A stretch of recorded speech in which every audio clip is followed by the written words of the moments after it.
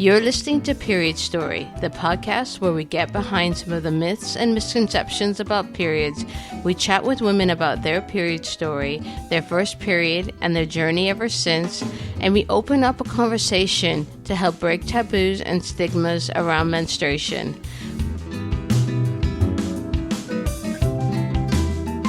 I'm your host, Lanice Brothers. I'm a registered nutritionist, women's health, hormone, and menstrual cycle coach, and the founder of Eat, Love, Move, a nutrition and well-being practice. Welcome to today's guest. On today's episode, we have Deborah Campbell. Deborah is the founder of Future Fe+Male, which promotes everyday equality to empower humans to reframe thinking around habitual sexism to promote social change. This is done through awareness and action with education, a podcast, and an interactive platform. Deborah also works in sustainable fashion through her brand, Deborah Campbell Atelier, and lectures in fashion marketing with management at the Winchester School of Art, specializing in sustainable and ethical best practice and blockchain. Welcome to the show. Hello. So let's start off by getting into the story of your first period. Can you share with us what you remember? Yes. So my first period, I was aged 11, and I do remember it being quite painful, and I definitely had some education about it at school, but I think it came as a bit of a, what's this all about? Especially at age 11, because I don't think I'd really appreciated that I could be that young.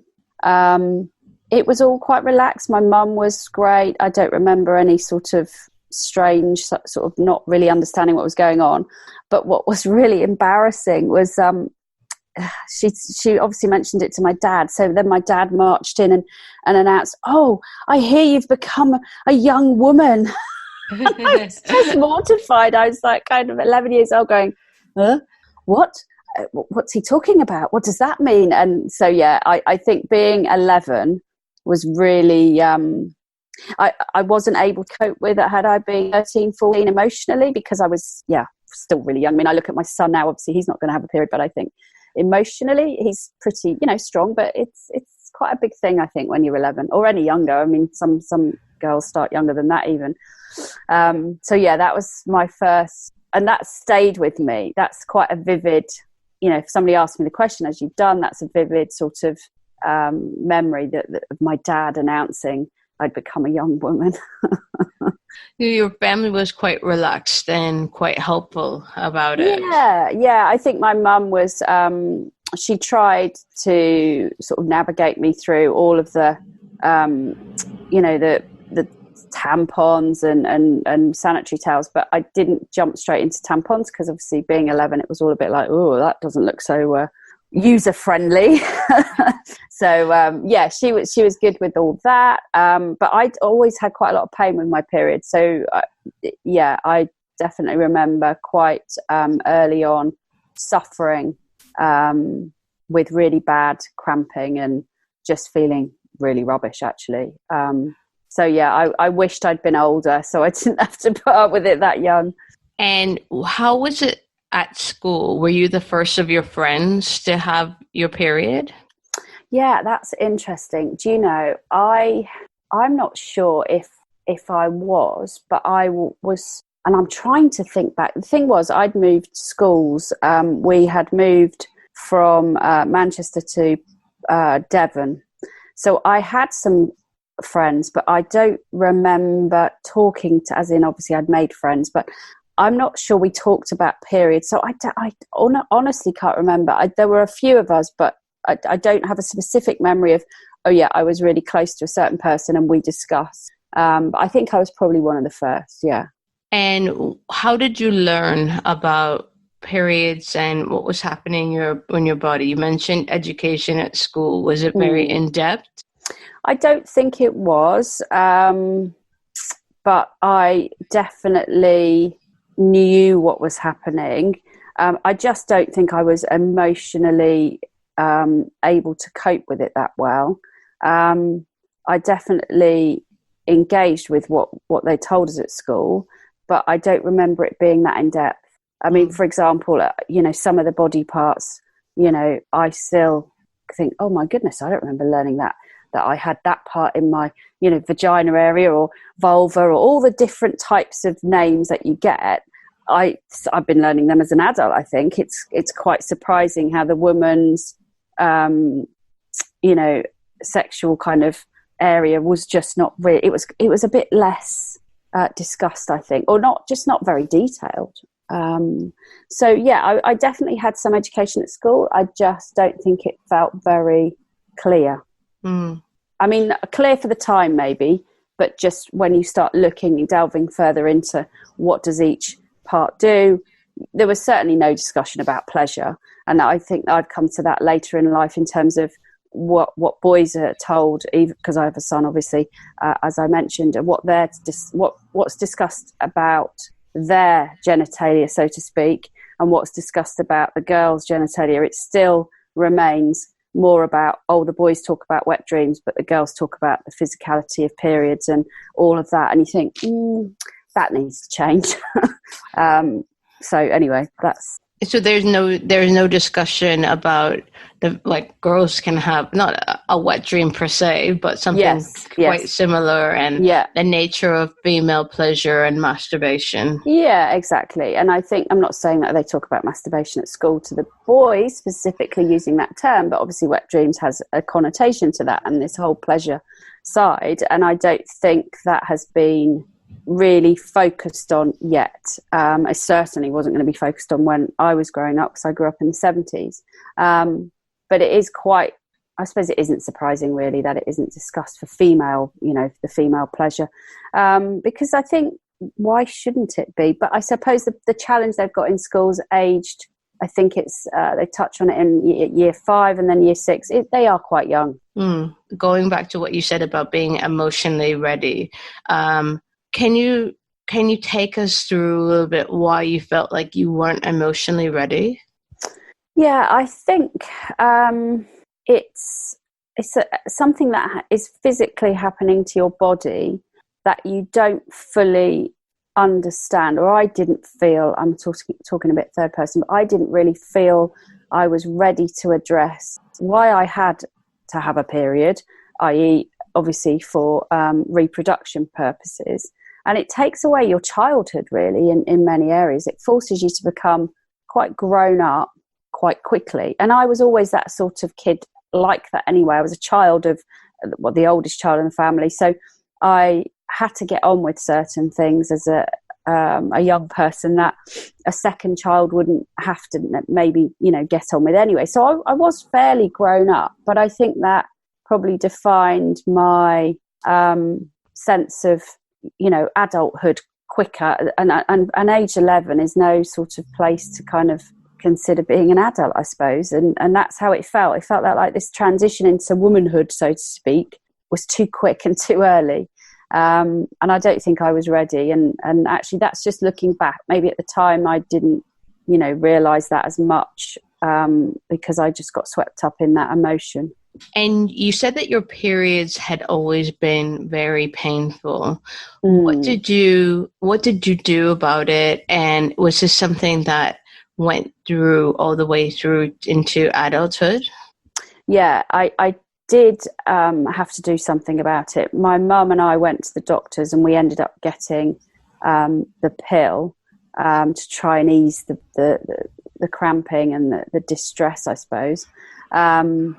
And I'm trying to think back as to what age I was. I think I was, I was definitely between maybe 14 and 17. I just can't remember exactly when it was.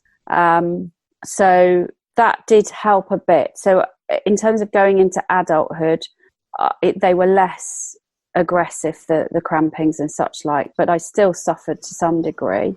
And then in my late 20s, early 30s, I came off the pill because I suddenly started looking at it all going, hang on, I'm putting drugs into my body. I started to become more aware of, actually this doesn't quite feel right. And I'd been on it for quite a long time. And hence I just had a rethink about it. So when I came off the pill, did they come back? Yes, they came back quite severely, but not as they'd been in my teenage years. So and some months worse than others. So I think I'd had some pain throughout, even when I was on the pill, but just less intense, and a bit more intense when I got into my 30s. What was your thinking around the pain? Did you know that it was something that, did you think it was something that you had to just put up with, or you had to deal with, or did you have a sense that it wasn't supposed to be like that? Yeah, I mean, that's the challenge. I think I absolutely thought I had to put up with it. I think as I got wiser into my early 30s, I thought, hang on, why am I putting up with this? If you ask me that question now, I think it's complete nonsense. Women have to put up with this type of pain. I mean, I've done a lot of, I've been on a very long journey in my 40s because I've had early menopause, but I've certainly done a lot of reading and a lot of research and a lot of kind of soul searching as to what was going on with me. So I won't go into that just yet, but I think really what I've come to believe is there shouldn't be this attitude of putting up. I think medicine and sort of more holistic approaches has got, more broader and more widely available and accepted. So also having this idea of understanding your cycle, really, really well, it just wasn't around it was about it in my 30s. I'm now 48, in case anybody's thinking, which keep going on about our 30s.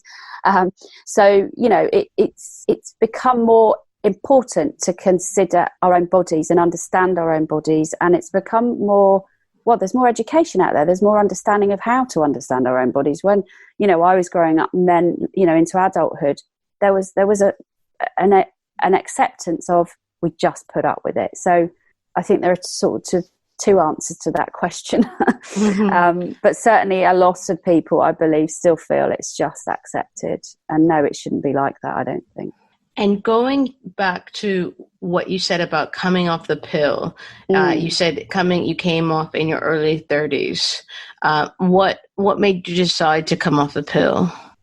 I thought that if any sort of chemical reaction was happening that I'd put in my body, it would take a number of years to get rid of it. And if we wanted to have children, and at the time we didn't, myself and my husband have been together for years, nearly 30 years coming up for, and we hadn't decided to have kids, but for some reason there was a sixth sense saying to me, but what if you did decide actually to not be on the pill would probably be better, rather than just coming off and going, let's have a child, because things don't work like that. So there was that background thinking, and there was also this other just sixth sense saying, intuition, this is still a chemical we don't really know enough about, so I'd perhaps get rid of it. That was sort of what my body was telling me to do. So that's kind of why, really. And your journey with the pill, so you went on it, you said you weren't sure, anywhere between 14 to 17. Yeah. Or what would you describe your journey? Was it smooth? Did you have to was it trial and error? It was a bit trial and error. I think I probably went through a couple of either 2 or 3 different types of pill, mostly tablet form, not an injection form from my memory. I don't think I ever did an injection, but then why have I mentioned that? Do you know, I might have had an injection at some stage later in my adulthood thinking about it. There was a few different options, but I'm afraid I'm a bit woolly on my memory. Yeah. Coming off the pill, you knew that it was there were chemical reactions. You weren't sure how it was affecting your body. How was the transition coming off of the pill and going back to natural menstrual cycles? It felt like it was fairly easy. I don't remember having a particular thought of, oh my God, I've got to go back on because there's some difference. And it felt more accepting. I sort of felt like I can accept this cycle. It is what it is.